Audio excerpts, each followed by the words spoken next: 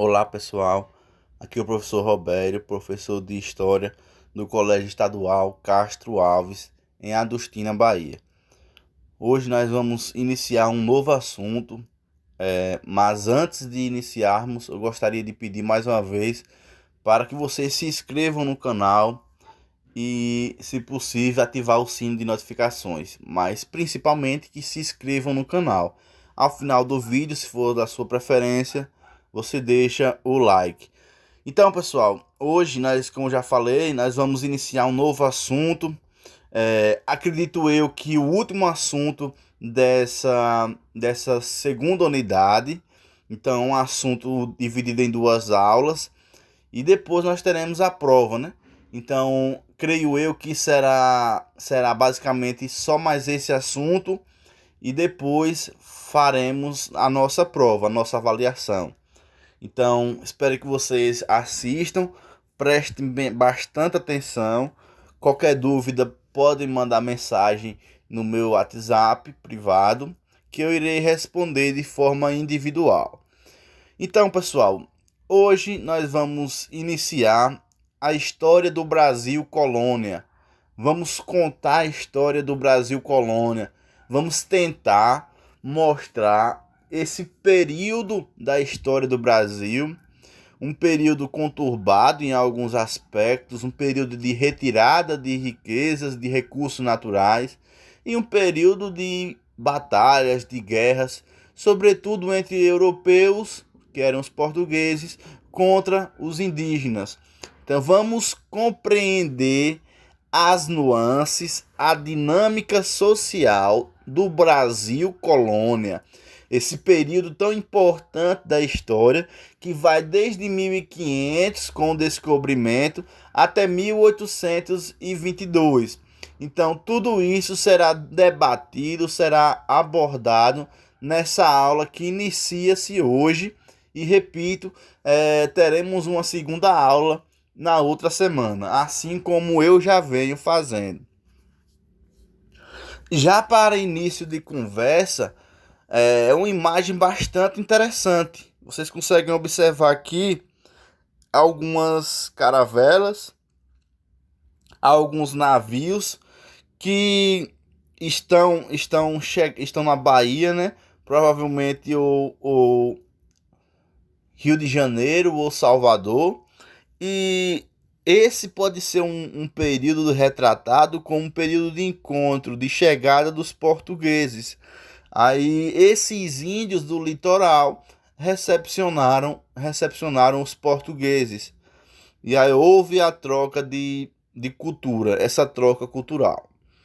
A chegada dos portugueses. A conquista do Brasil se dá em 22 de abril de 1500. A frota portuguesa de Pedro Álvares Cabral chega ao Porto Seguro, na Bahia. Ou seja, foi em 22 de abril de 1500 que o Brasil foi descoberto ou achado para alguns. Como a gente já falou, provavelmente o Brasil foi achado, né? E a data exata, a data específica é 22 de abril de 1500. Vai ter o primeiro contato entre portugueses, entre homem branco, europeu e o homem entre aspas, que vivia na selva, o selvagem para os europeus. E essas culturas, elas vão entrar em choque, porque esse possivelmente foi um dos maiores choques da história, um dos maiores choques culturais, porque nem o europeu imaginava que existia outro tipo de ser humano. Na realidade, somos todos iguais, mas para eles, no período, não existia nada além mar. E quem acreditava que existia, possivelmente não acreditava que existia outras pessoas. E os indígenas, por serem povos diferentes, em sua coloração de pele, em seu vestimenta, em seus hábitos, em sua língua. Então, tudo isso vai fazer com que os portugueses tenham um choque muito grande com esse povo indígena.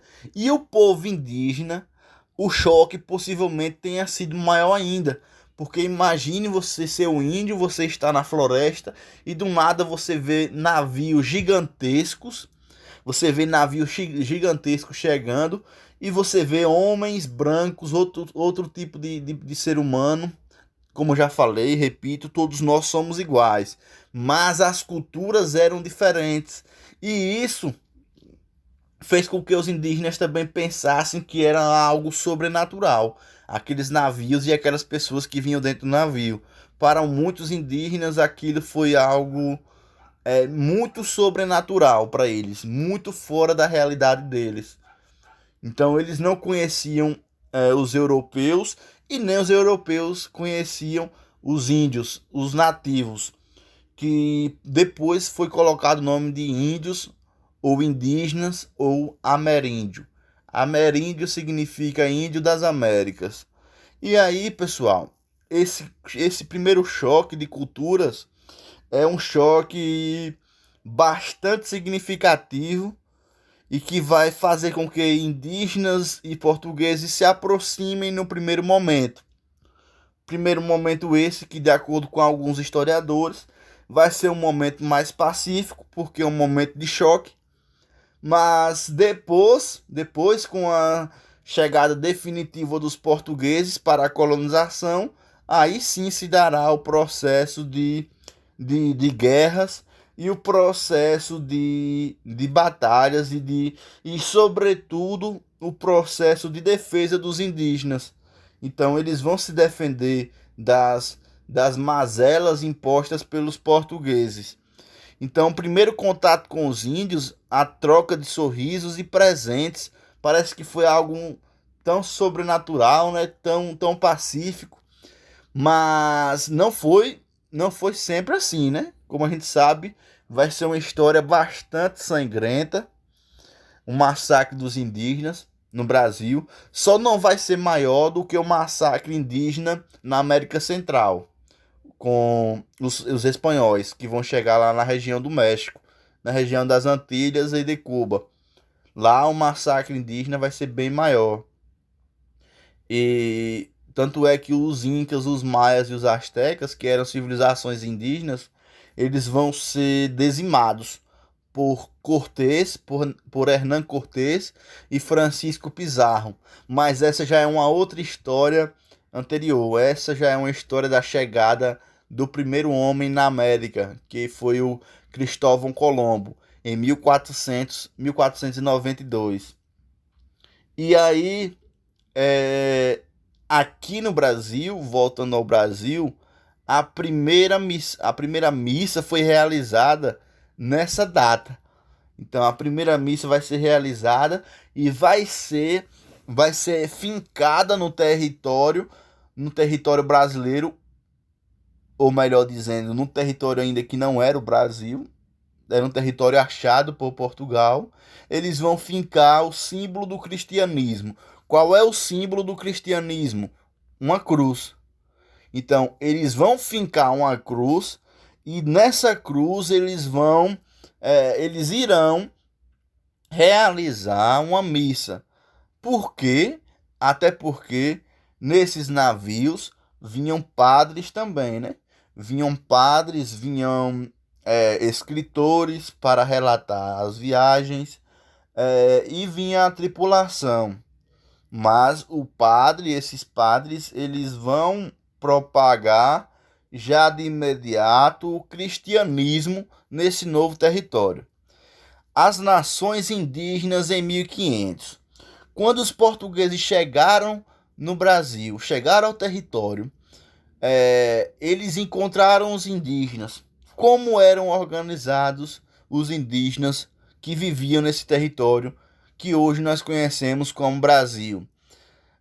Nós tínhamos várias línguas, vários dialetos, várias tribos, e nós tínhamos, sobretudo, várias culturas indígenas, tanto no litoral como nas matas.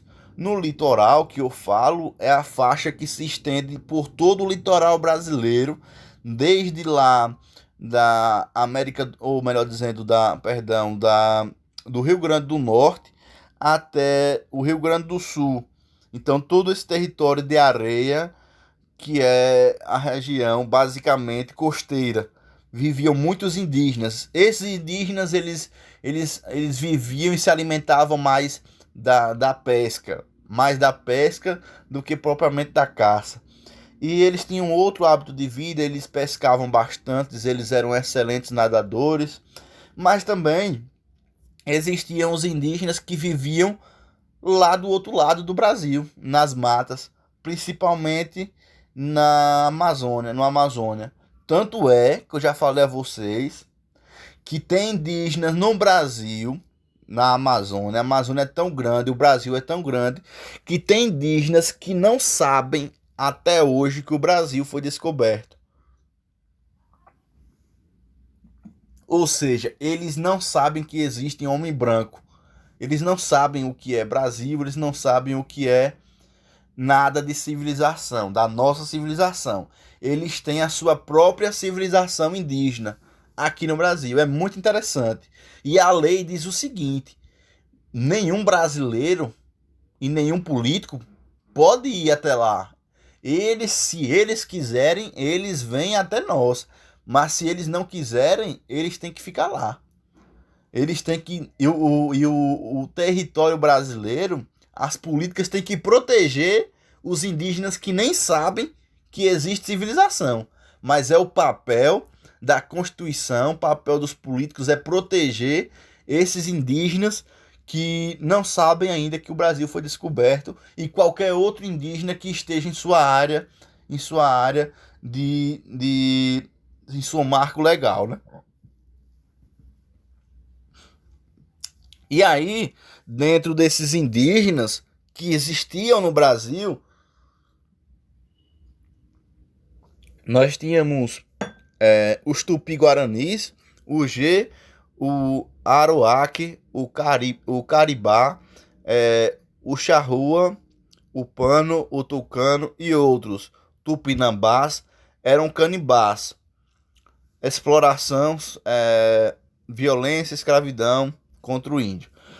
Pessoal, aqui resumindo, quais eram os povos que viviam no Brasil, os povos indígenas? Tinham vários povos que vinham de diferentes linhagens culturais, de língua e dialeto e de modo de vida. Nós tínhamos os Tupinambás, os Tupi-Guaranis, o G, nós tínhamos os Aimorés. Os Aimorés eram também canibais, praticavam a antropofagia, assim como os Tupinambás.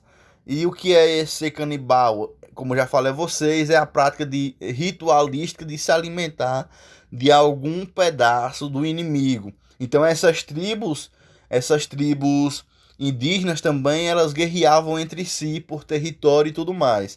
Então elas vão guerrear e quando uma tribo ganhava da outra, as tribos que eram canibais, eles faziam esse ritual de antropofagia, se alimentavam de alguma parte da pessoa, da outra pessoa, do outro indígena, como forma de ideologia, como forma ritualística de se apoderar do poder do outro, de se apoderar, de ser maior do que o outro. E sendo que nessa perspectiva, o inimigo vai ser comum, porque os portugueses vão chegar ao Brasil e vai acontecer a exploração, vai acontecer a violência e a escravidão. Então, a primeira forma de escravidão no Brasil foi a escravidão indígena. Os indígenas foram escravizados e, sobretudo, forçados a carregar para os navios, para as embarcações, carregar as riquezas do Brasil. Posteriormente vão chegar os escravizados da África. Ou seja, a escravidão vai deixar de ser predominantemente indígena e vai passar a ser predominantemente negra. Os primeiros anos. A exploração do pau-brasil, a mão de obra indígena, o trabalho quinquilharias, por escambo, por trocas, Ou seja, os indígenas eram forçados a trabalhar de forma demasiada em troca de objetos. Por exemplo, em troca de imagens sagradas, em troca de espelhos, em troca de vestimentas. Então, esses indígenas, eles vão trabalhar muito para ganhar pouco, ou seja, era uma forma de servidão, de escravidão. A venda da tinta na Europa era os lucros de Portugal, né? Então, a exploração do Brasil vai se dar a primeiro momento na retirada escancarada e maciça do pau-brasil. O pau-brasil era uma árvore que existia de forma abundante aqui, que vai dar o nome ao país, e essa árvore, dentro do tronco dela, era um avermelhado, podia extrair uma substância vermelha que produzia-se tinta. E essa tinta era muito cara no exterior, muito cara na Europa, porque tinha uma grande fixação e era uma cor muito intensa. O vermelho era muito intenso. Então, a colonização necessária, a ameaça de invasões estrangeiras, os piratas holandeses, ingleses, franceses ameaçavam o litoral. Então, assim que os portugueses vão chegar aqui no Brasil, pessoal, eles não vão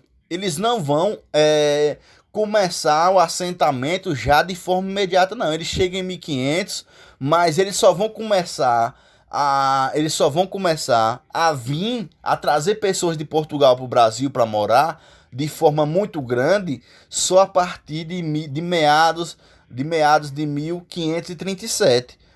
Durante esses 37 anos, quase 40 anos, o território era de Portugal. A região que era o Brasil era de Portugal. Mas Portugal não estava nem ligando. Portugal não estava nem ligando para o Brasil. Só que começou a chegar outros piratas, outras embarcações de outros lugares, como holandeses, como ingleses e franceses.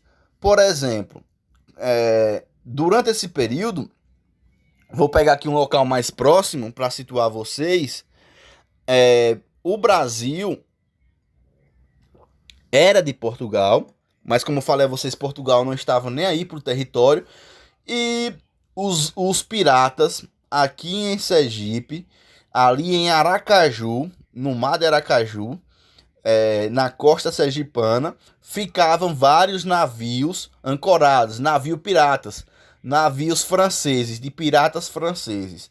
Esses piratas franceses, eles pegavam e adentravam no território através dos rios, do rio Vaza Barris, do rio Sergipe. Eles adentravam através desses rios, esse rio que vocês já ouviram falar aqui, o rio Vaza Barris, que é esse rio aqui que corta o território aqui de Paripiranga, não sei se passa aí por Adustina, mas esses piratas franceses, eles adentravam no território em pequenas embarcações e eles adentravam para retirar as riquezas desse território de forma criminosa, porque o território era de Portugal, mas Portugal não tinha começado a colonização, então os piratas aproveitavam isso. Só que tinha um problema, esses piratas tinham que enfrentar outras pessoas que eram os indígenas sergipanos aqui no caso. Só que muitos indígenas vão aceitar os piratas entrar, porque os piratas vão abastecer os indígenas com espingardas, com munições, e os indígenas vão ensinar os indígenas a atirar. E como eu falei a vocês, muitos indígenas eles eram rivais, então muitos indígenas vão se juntar aos piratas, vão proteger os piratas protegerem eles também. Então vai ser uma troca de favores.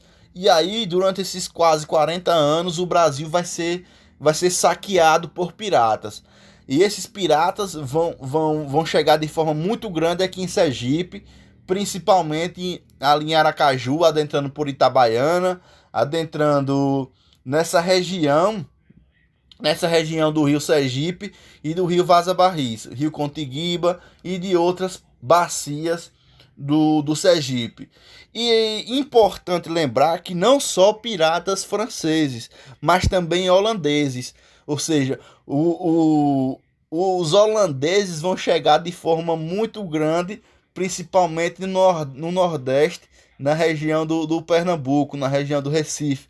Então, tudo isso vai influenciar na vinda definitiva dos portugueses lá de Portugal, vão sair de Portugal para tomar o Brasil para si novamente e iniciar o processo de colonização, de povoamento. Então, se você prestar atenção, durante esse período de quase 40 anos, os franceses eles vão chegar lá, ali na região que hoje é o Maranhão, e eles vão morar lá. Os franceses vão fazer um assentamento lá e vão colonizar o Maranhão de forma ilegal, porque todo o território pertencia a Portugal. Mas como Portugal deixou abandonado, os franceses vieram e começaram a se instalar no Maranhão. E tanto é que se você pegar hoje em dia, os maranhenses têm os traços de franceses.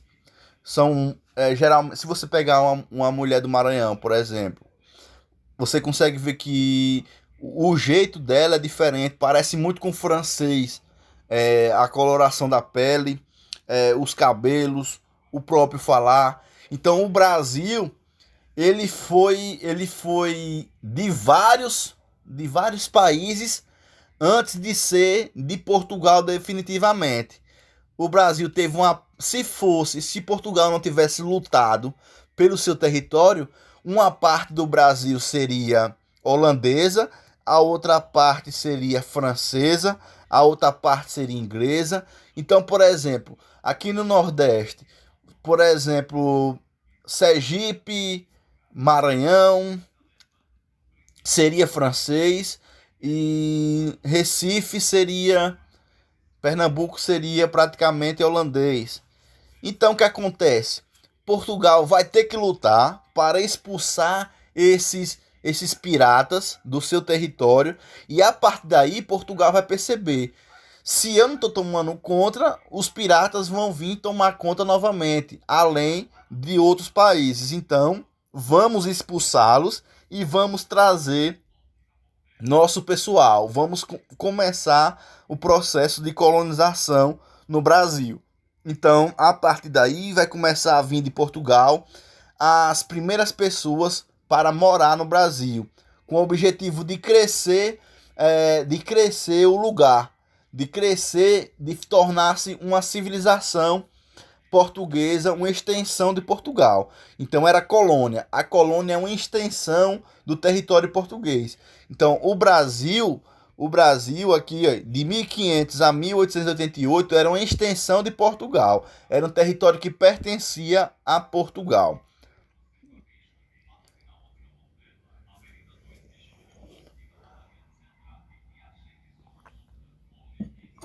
Período colonial.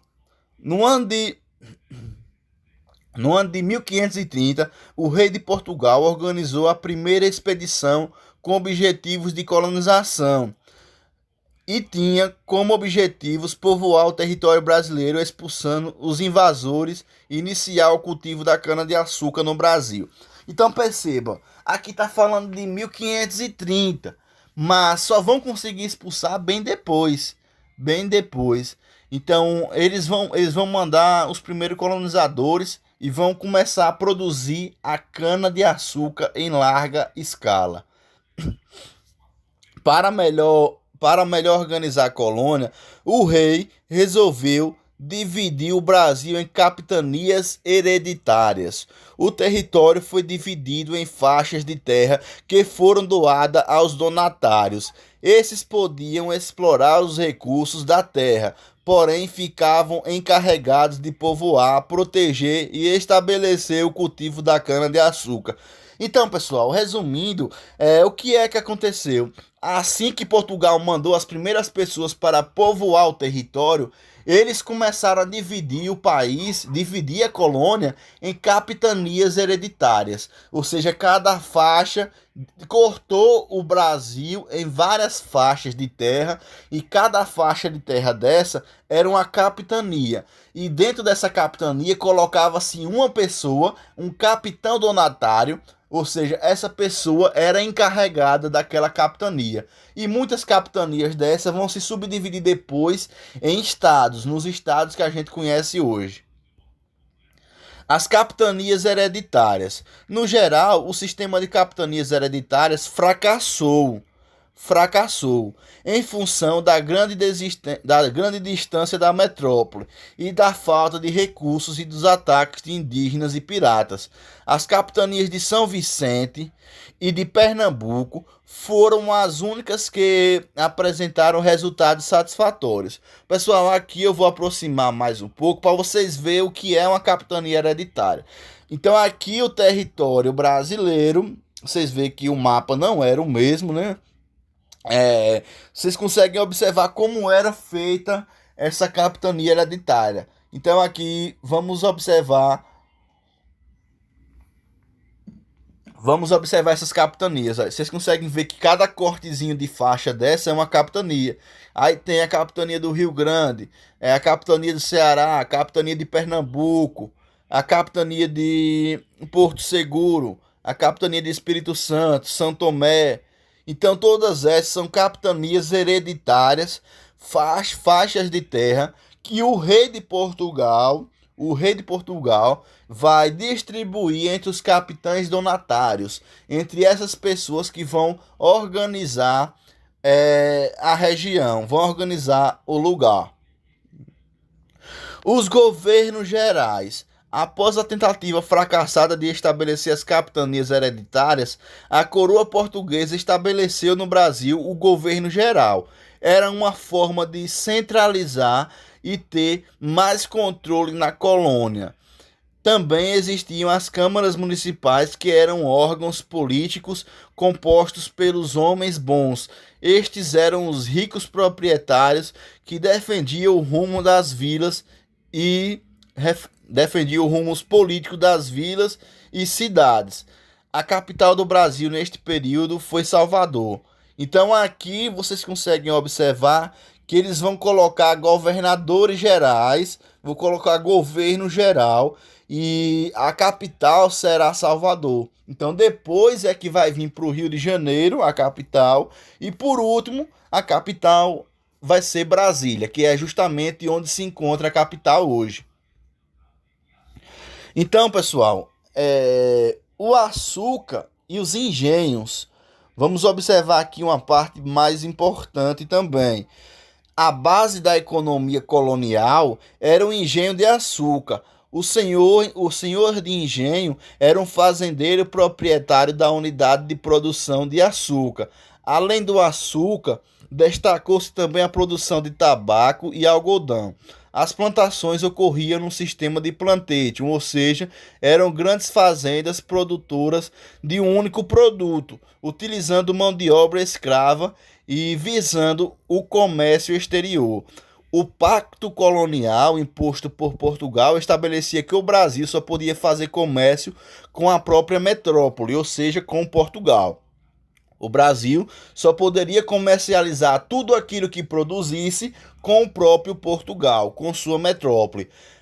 O comércio só deveria existir entre a colônia, que era o Brasil, e a metrópole, que era Portugal. E aqui, pessoal, aqui é importante nós analisarmos que nesse período a mão de obra já era abundantemente negra. Era uma mão de obra de escravizados negros. Então, por que eles deixaram a mão de obra indígena para iniciar a mão de obra escrava negra? Porque, de acordo com alguns estudos, trazer os próprios negros num processo de tráfico negreiro era mais vantajoso para os donos de engenhos, era mais vantagem também para os próprios traficantes, para os donos das embarcações que iam para a Europa, ou melhor dizendo, que iam para a África em busca dos negros escravizados. E como era que se dava esse processo de escravização dos negros? Esse processo se dava da seguinte forma: os navios saíam, da colônia, iam para a metrópole, carregados com bens, com produtos do Brasil, e esses produtos eram trocados por espingardas, por cachaça e por outras coisas lá em Portugal. Depois saía de Portugal e vinha pela África, pela costa da África, parando principalmente em Angola, que era a região onde se tirou muito, onde teve a retirada forçada de muitos negros, de muitos escravizados. E aí, esses escravizados já estavam presos na África por outros grupos. Então, muita gente não sabe disso, mas é importante eu reforçar aqui nesse momento. Os negros escravizados, eles não eram capturados pelos brancos, na sua grande maioria. Eles eram capturados por outros negros. Então, a África é um continente muito grande. Dentro desse continente tinham vários países, várias regiões, vários dialetos, várias tribos nativas, e essas tribos eram rivais umas das outras. Quando uma tribo ganhava da outra, eles subjugavam eles, ou seja, como era que se subjugavam? Prendiam essas pessoas, uns negros prendiam os outros negros para serem vendidos para os traficantes brancos. Esses traficantes brancos europeus, principalmente de Portugal também. E aí o que acontecia? Esses negros eram trazidos para as faixas de areia, era trazido para as praias e esperavam as embarcações para mandar para o Brasil. Então, aí você pode dizer, professor, então a culpa da escravidão foi dos próprios negros? Claro que não. Isso é um absurdo. Muita gente pensa dessa forma, mas não. Por quê? Até porque se eu fosse um negro que escravizei outro, que capturei outro de uma tribo rival, na outra semana, no outro mês, no outro ano, era eu que poderia ter sido capturado. E isso aconteceu muito, ou seja, era comum um negro vender outro negro para os traficantes e depois outro negro vender você para os traficantes. Um dia você vendia e no outro dia você era vendido. E aí a sua vida de liberdade acabaria. A partir do momento que os negros eram colocados nos navios negreiros, a liberdade acabava por completo. A vida que eles conheciam acabava por completo, pois eles iam atravessar todo o oceano para chegar no Brasil, e esse percurso demorava em média de 3 semanas, mais rápido, até 2 meses, se os ventos não fossem favoráveis às embarcações. Então você imagine, dentro desses navios eles traziam 500, 600, 700 pessoas, 700 escravizados. Eu estou falando escravizados porque o correto é chamar escravizados, não é escravo. Porque escravo significa que a pessoa nasceu para ser escravo. E escravizado significa que ele foi subjugado. Então, hoje em dia, para a história, o correto é nós chamarmos de, quando estivermos trabalhando com esse período, chamarmos de escravizados. Qualquer civilização foi escravizada. Ninguém nasce escravo de ninguém. Todos somos seres humanos. Mas, naquele período, os negros vão ser escravizados. Aí você pergunta, professor, mas por que um homem branco escravizava uma pessoa negra? Por que os negros? Foi por questão de pele, de raça? Sim e não. Porque para a Igreja Católica, na época, os negros, eles não tinham alma. Os indígenas tinham uma alma, mas os negros não tinham alma. Perceba o absurdo. Para o cristianismo da época, os negros não possuíam alma. Se eles não possuíam alma, eles eram como se fossem uns animais. Então, a escravidão foi legitimada por esse pensamento errôneo, por esse pensamento absurdo do período. E isso vai ajudar a propagar a ideia da escravidão negra, para além da geografia, que era muito vantajoso, era muito rentável para Portugal, por exemplo, pegar as riquezas do Brasil, trazer para Portugal e depois fazer esse triângulo indo para a África, pegar os negros e levar para o Brasil. Então, essas pessoas escravizadas, elas eram colocadas nos porões dos navios que atravessavam 1 mês ou 2 meses para chegar ao Brasil. E todos, na maioria das vezes, eram colocados nus, pelados, uns amarrados em cima do outro. Cada metro quadrado cabia 3 ou 4 pessoas. Eles tinham que urinar, eles tinham que defecar um em cima dos outros. E a alimentação que lhes eram dadas era basicamente uma mão cheia de ração de milho, como milho de passarinho, não tem? Milho relado. E um meio copo de água por dia. Uma mão cheia de milho e meio copo de água. E muitos desses morriam no caminho. Então, se o navio saía com 500, 600 negros, 600 pessoas que foram escravizadas, eles chegavam no Brasil com 200 ou 300 no máximo. A metade dessas pessoas morriam e eram jogadas no mar. Então, o oceano, o mar na realidade, o mar é um grande cemitério de pessoas que foram retiradas da África. Muitas pessoas, milhares, não sei a quantidade, mas muitas pessoas mesmo, centenas de milhares foram jogadas no mar. Então, quando morria, eles jogavam no mar. Era tão absurdo que era como se fosse, eles tratavam as pessoas como se fossem animais. Era uma coisa extremamente absurda, extremamente feia para se ver, mas para eles na época, eles não sentiam remorso algum. Então é muito absurdo. E eles vinham justamente para trabalhar nesses engenhos. Aqui você consegue ver uma foto de um engenho. O que é um engenho?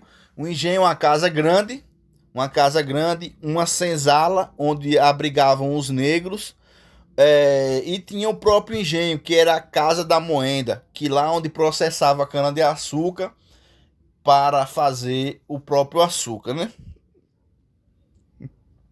A sociedade açucareira.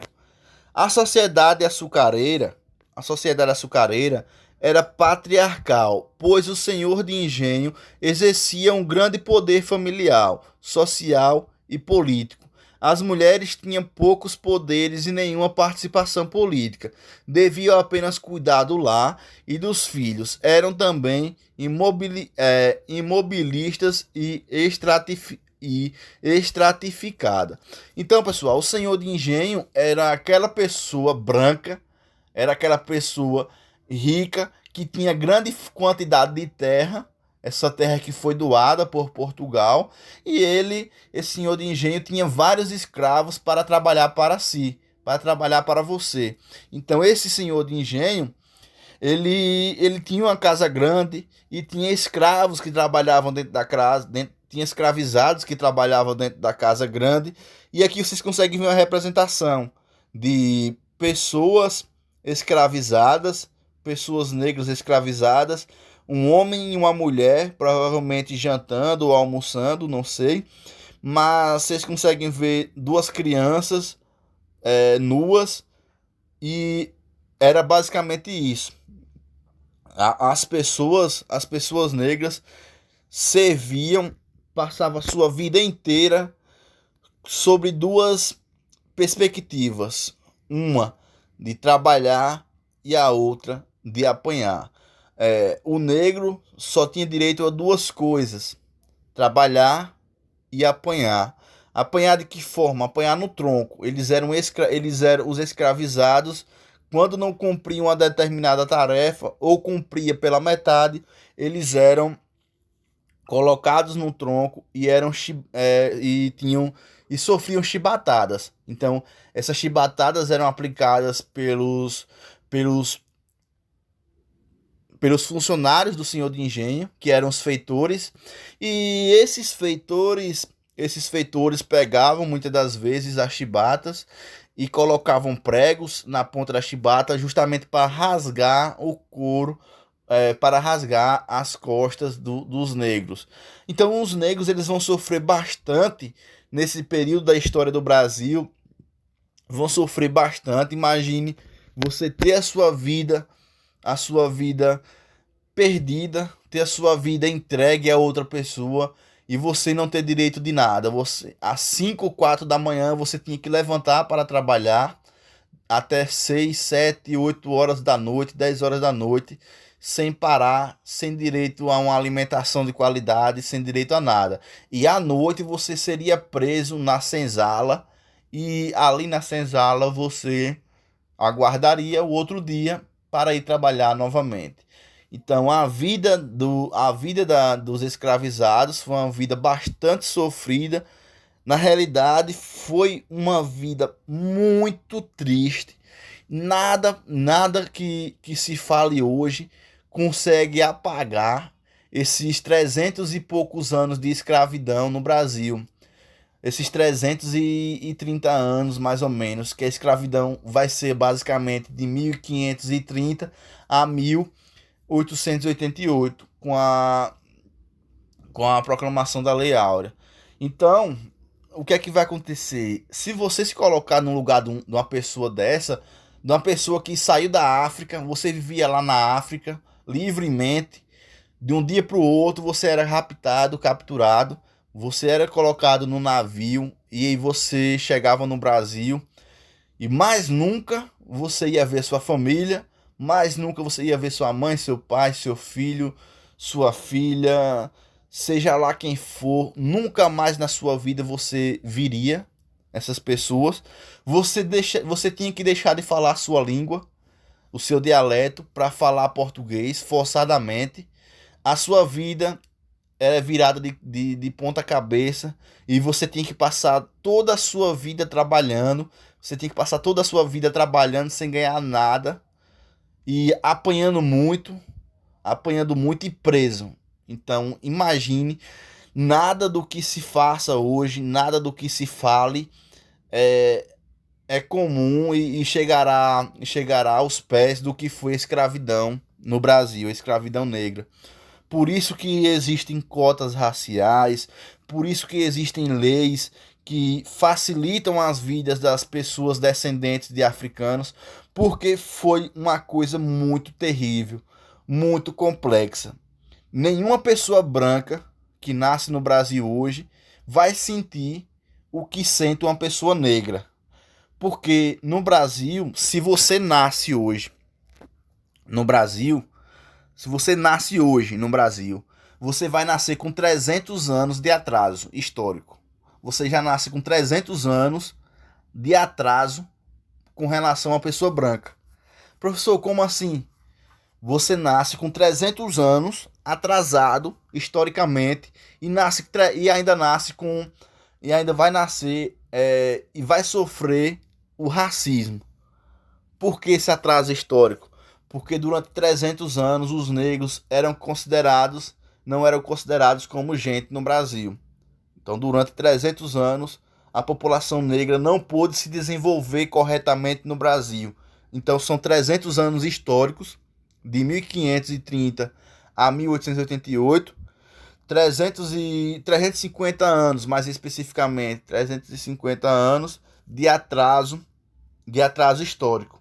Toda pessoa negra do Brasil hoje, ela nasce com um atraso histórico. Só que é papel do Estado brasileiro tentar diminuir a desigualdade social e tentar acabar com o racismo que é escancarado no Brasil. Então, é lei, está na Constituição brasileira, que todos nós somos iguais, independentemente de raça, cor e religião. Todos nós somos iguais, independentemente de raça, cor, religião e gênero. Então, todos somos brasileiros. as pessoas negras são pessoas importantíssimas para a história do Brasil e são pessoas que merecem todo o respeito, assim como qualquer pessoa, mas merecem uma atenção especial. Tanto é que, se você prestar atenção, a desigualdade é muito grande e essa desigualdade acaba por acarretando em vários outros motivos, várias outras ocasiões, como a população carcerária, que a população carcerária do Brasil, mais de 70% é negra. Então, por que mais de 70% dos presos são negros? Alguma coisa tem aí.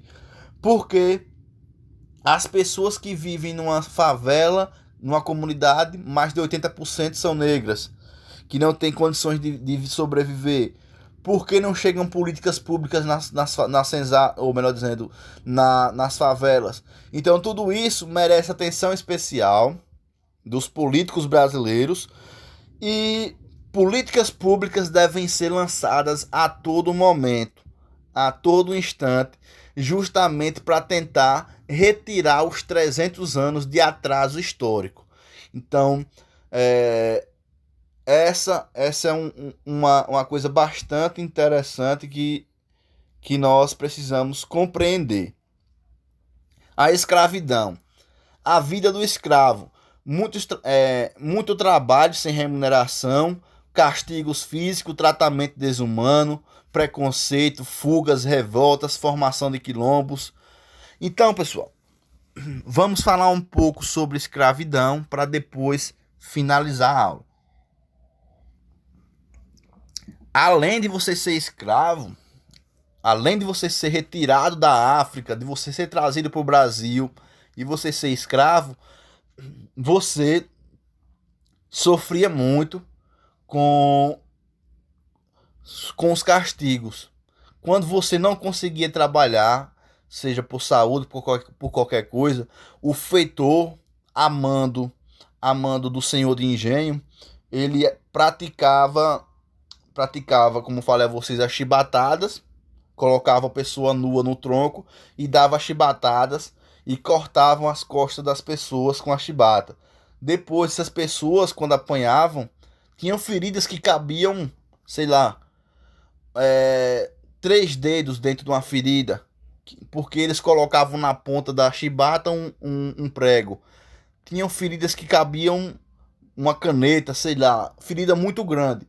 E depois dessa chibatada que eles deixavam, muitos negros morriam e outros eram colocados numa banheira cheia de água e sal. Imagina a dor. Você cheio de ferida, tomar um banho de água e sal. E isso era para cicatrizar rapidamente as feridas, para ele ir trabalhar novamente depois, né? Trabalhar de novo, depois de toda a chibatada que tinha sofrido. Por isso muitas pessoas tentavam fugir, muitos escravizados tentavam fugir. Muitos conseguiam, muitos não conseguiam, e aqueles que eram capturados novamente, aí era que sofria mais ainda. Porque aqui você já consegue ver uma forma de castigo, ó. Você consegue ver esse tampão aqui na boca, você consegue ver essa gargantilha de ferro. Muitos colocavam, sabe o que, pessoal? Nos escravizados, colocavam aquelas cangalhas, ou melhor dizendo, aquele pau atravessado no pescoço, como se fosse um animal. Perceba o absurdo. Muitos negros tinham os tendões do pé cortados, ou seja, os tendões é o que faz a gente correr, é o que faz a gente pular, por exemplo. A gente não consegue pular se não tiver o tendão de Aquiles inteiro. E eles passavam a faca e cortavam o tendão desses escravos que fugiam muitas vezes. Cortavam o tendão para eles não conseguir correr e não conseguir pular. Então, o sofrimento era muito grande. Eles tinham orelhas arrancadas, eles tinham dedos cortados, eles tinham pedaços do corpo mutilado. O sofrimento dos escravizados foi muito grande. E aqueles que conseguiam fugir chegavam aos quilombos. Os quilombos eram comunidades de negros que fugiam da escravidão. E o mais famoso dele é o Quilombo dos Palmares, onde o seu líder foi Zumbi dos Palmares. E um ponto, pessoal, interessante é que quando essas pessoas fugiam da Casa Grande e da senzala, fugiam da escravidão, quando eles fugiam e muitos escravos, muitos escravizados, aqueles que iam na frente iam deixando nas encruzilhadas alimentos para os que vinham atrás, porque nas encruzilhadas, ou seja, eram 4 caminhos que se uniam num lugar, como você conhece hoje encruzilhada. E lá eles deixavam comida e bebida, cachaça, enfim. Para os que vinham atrás correndo do feitor também, e para os que vinham correndo dos funcionários do senhor, do senhor lá, né? Da casa grande, do senhor, eles vinham, desse senhor de engenho, eles vinham e se alimentavam dos restos de alimentos que os outros que iam na frente iam deixando. Então, hoje, esse negócio que muita gente diz, negócio de despacho, na encruzilhada, isso aí é uma cultura que vem daí. Então, a relação de despacho na encruzilhada era deixado para outras pessoas negras que vinham correndo para tentar escapar da vida da escravidão. Então, foi muito absurdo, foi muito sofrido a escravidão no Brasil. Pessoal, chegamos a 50 minutos de aula. Vamos finalizar por aqui. Na próxima aula eu continuo. Na próxima aula vamos continuar com o Brasil holandês. Mas por hoje é só. Espero que vocês tenham gostado dessa nossa conversa de hoje, onde nós falamos da chegada dos portugueses, falamos um pouco da economia primária, falamos um pouco da escravidão, da pirataria. E na próxima aula nós vamos continuar com o nosso debate. Então, um abraço e até a próxima aula.